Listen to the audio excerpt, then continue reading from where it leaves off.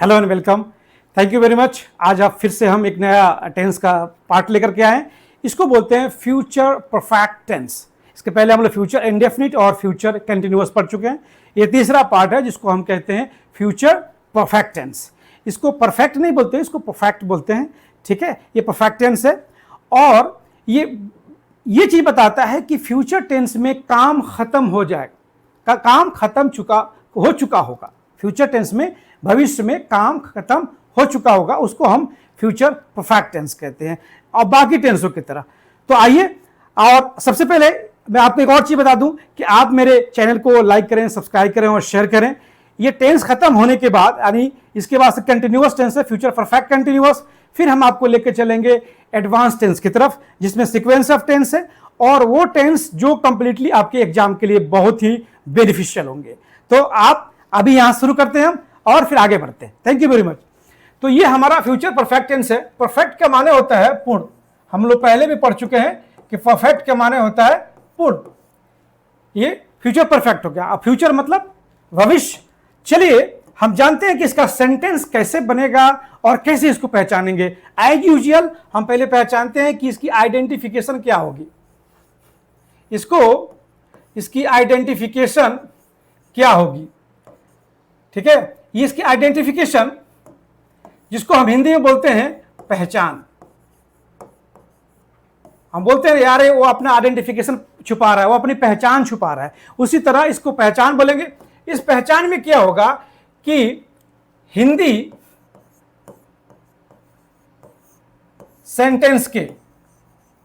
Sentence या इसको हम बोले वाक्य के अंत में, कहां पे, इसके अंत में क्या रहेगा, चुका होगा,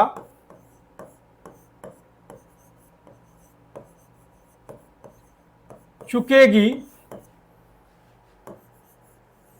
या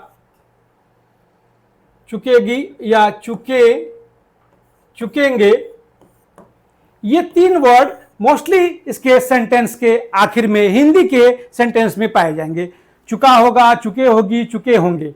ठीक है, जैसे वह अपना घर रंग चुका होगा। अब यहां पे देख सकते हैं ये सेंटेंस है कि वह अपना, यहां पे अपना होगा,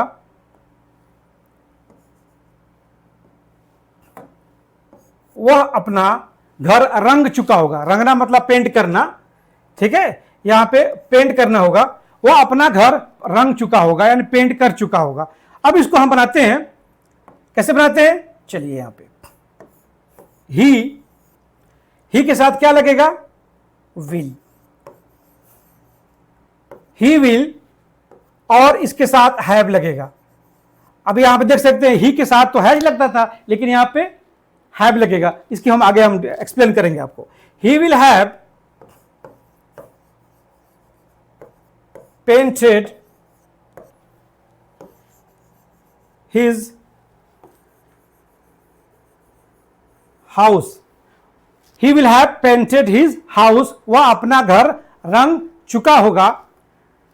अब यहां पे आप देख सकते हैं ही जो है इसका सब्जेक्ट हो गया, विल हैव जो है इसका हेल्पिंग वर्ब हो गया। क्या हो गया, ये हेल्पिंग वर्ब हो गया, ये सब्जेक्ट हो गया और V3 इसका वर्ब हो गया। हिज जो है ये प्रोनाउन भी है और ये एडजेक्टिव है। ठीक है, ये हाउस जो है इसका घर है। इसको हम पोसेसिव केस भी कहते हैं। इसके हम डिटेल से आगे पढ़ चुके हैं और आगे पढ़ाएंगे भी आपको। ठीक है, तो ये हाउस के साथ इसका रिलेशन बतला रहा है। ठीक है, तो ये यहां से यहां तक इसको हम ऑब्जेक्ट बोलेंगे, क्योंकि ये ऑब्जेक्ट की जगह पर है। मैं डिटेल से एनालिसिस नहीं करूंगा अभी, नहीं तो कंफ्यूजन हो जाएगी। इसको हम ऑब्जेक्ट मानेंगे। तो ये बनावट हमारी क्या हो गई, subject plus helping verb plus V3 plus object. इसमें हेल्पिंग वर्ब दो आते हैं, इसके साथ शैल हैव आता है। और विल हैव आता है। डिपेंड करता है कि ये सब्जेक्ट क्या है, डिपेंड करता है कि सब्जेक्ट क्या, इस सब्जेक्ट के हिसाब से यहां पे हेल्पिंग वर्ब शैल आएगा या विल आएगा, साथ में उसके हैव आएगा। जैसे इसके आगे की बनावट हम बताते हैं आपको। इसकी एक और बनावट है, जैसे सब्जेक्ट प्लस शैल हैव, यहां पे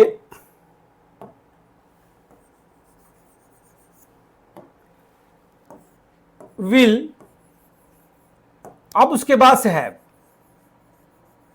विल हैव प्लस V3 और उसके बाद से कोई ऑब्जेक्ट आ जाएगा। ये आपकी बनावट हो गई।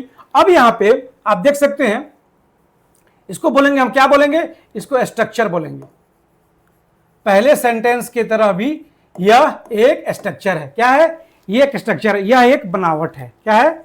यह एक बनावट है, इसको बनावट कहेंगे। अब यहां पे आई और वी के साथ क्या आता है? शैल आता है। ये आई और वी कहां रहते हैं? ये हमेशा सब्जेक्ट की जगह पे रहते हैं और ये दोनों प्रोनाउन है। कौन से प्रोनाउन है? पर्सनल प्रोनाउन है। ये हमेशा सब्जेक्ट की जगह पे रहते हैं। अब यहां पे हैव भी आ जाएगा। क्या हो जाएगा? हैव। फिर उसके बाद से ही, उसके साथ शी, फिर उसके बाद से इट, दे, और जितने भी सिंगुलर और प्लूरल दोनों प्रोनाउन होंगे। देखिए यहां पे अब सिंगुलर और प्लूरल दोनों के साथ, यानी सिंगुलर प्लस प्लूरल, ये दोनों प्रोनाउन के साथ, प्रोनाउंस के साथ क्या आएगा? विल हैव आएगा। क्या आएगा? Will have.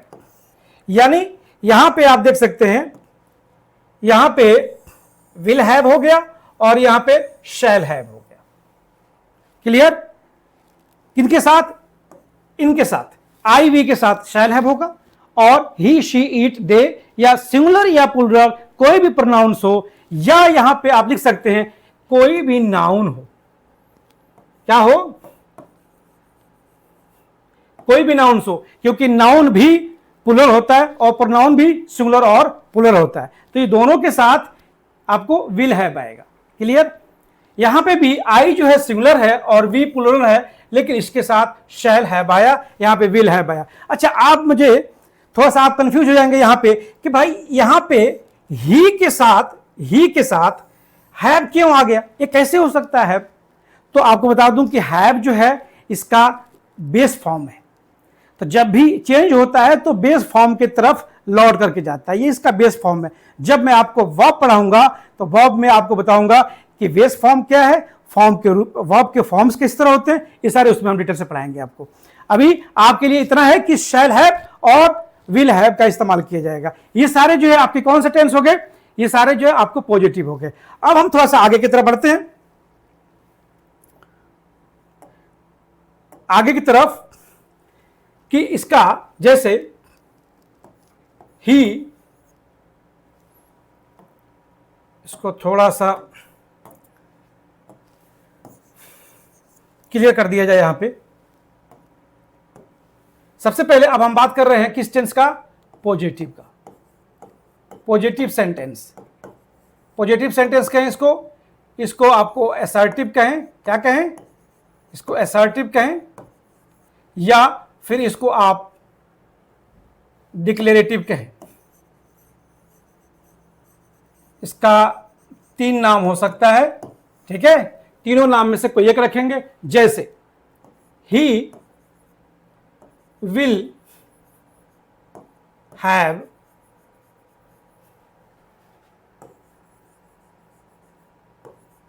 डांस्ड टुमारो, वह कल डांस कर चुका होगा या रहेगा।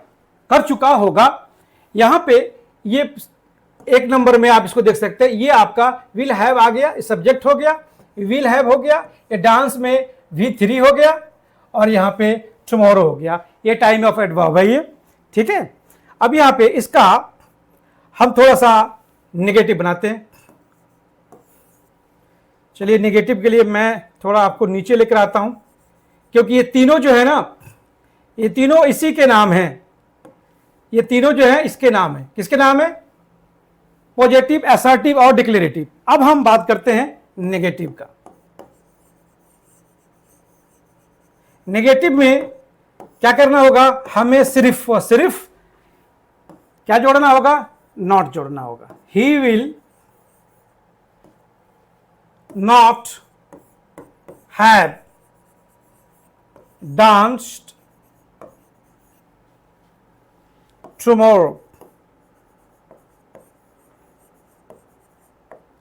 अब यहां पे विल और हैव के, कहां पे? विल और हैव के बीच में नॉट आ गया, ये दोनों के साथ। अब यहां पे है ना कि विल हैव है, और यहां पे विल और हैव दोनों के बीच में आ गया। ऐसा नहीं कि इसके पास, इसके बाद में आया, नहीं, ये इसके बीच में आएगा। क्लियर? ये नेगेटिव हो गया। अब इसका हम इंट्रोगेटिव देखते हैं।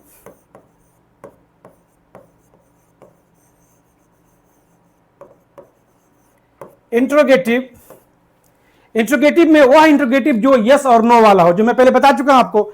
इसका विल निकाल देंगे पहले। कैसे निकालेंगे? इसके लिखेंगे विल। जब कभी भी कोई वर्ड स्टार्ट होता है तो उसका पहला लेटर कैपिटल होगा। Will he, okay, have. क्या लिखेंगे यहां पे? Will he have danced tomorrow.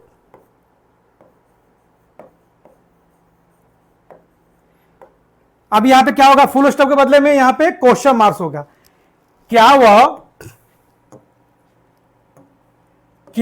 वह कल डांस कर चुका होगा? क्लियर? यानी ये हो गया आपका, ये आपका हो गया हेल्पिंग वर्ब। क्या हो गया? Helping verb. और ये इसका क्या हो गया? सब्जेक्ट हो गया। और ये भी यहां पे, ये देखिए यहां पे ये मेन वर्ब का भी काम कर रहा है, ठीक है। तो यहां पे एक ए भी वर्ब है और हैव भी वर्ब है। बड़ी कमाल की बात है कि यहां पे विल जब वर्ब है तो यहां पे एक और वर्ब है, और दोनों के बीच में सब्जेक्ट आ गया है, जबकि हेल्पिंग वर्ब दूसरे सेंटेंस में पहले आ जाते थे। तो चूंकि ये इसको बोलते हैं बेस फॉर्म। क्या बोलते हैं इसको? ये बेस फॉर्म में है, और इसकी स्ट्रक्चर इसी तरह होती है। जब भी कोई वर्ब बेस फॉर्म में रिटर्न होता है तो कभी कभी वो मेन वर्ब का भी काम करता है, लेकिन इसका फॉर्म चेंज नहीं होगा और इसका फॉर्म चेंज होगा। यहां पे आप देख रहे हैं कि V3 हुआ है, ठीक है। तो ये इसका एक नंबर में पॉजिटिव हो गया, 2 नंबर में नेगेटिव हो गया, और 3 नंबर में इसका इंट्रोगेटिव सेंटेंस हो गया। यानी आपका तीनों सेंटेंस आपके फॉर्म में इसको हमने चेंज कर दिया। पहले हमने बताया था कि आई और वी के साथ शैल हैव होगा, ही, शी, इट, दे, और सिंगुलर और प्लूरल दोनों भी नाउन और प्रोनाउन के साथ विल हैव होगा। इसका एक और सेंटेंस हम देखते हैं। चलिए आगे की तरफ बढ़ते हैं हम। The patient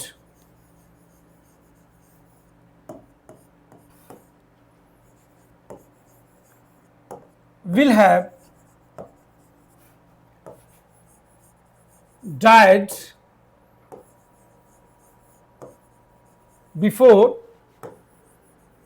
the doctor comes. अब यहां पे थोड़ी सी समझने वाली बात है। समझने वाली बात यह कि इसके अंदर पहले की तरह 2 सेंटेंस जुड़े हुए हैं। पहला सेंटेंस आप यहां पे देख सकते हैं, ये इसको बोलते हैं हम, क्या बोलते हैं? Future perfect. क्या है ये फ्यूचर परफेक्ट है, फ्यूचर परफेक्ट टेंस है। और ये हो गया आपका प्रेजेंट इंडेफिनिट हो गया। क्या हो गया? ये आपका प्रेजेंट इंडेफिनिट हो गया।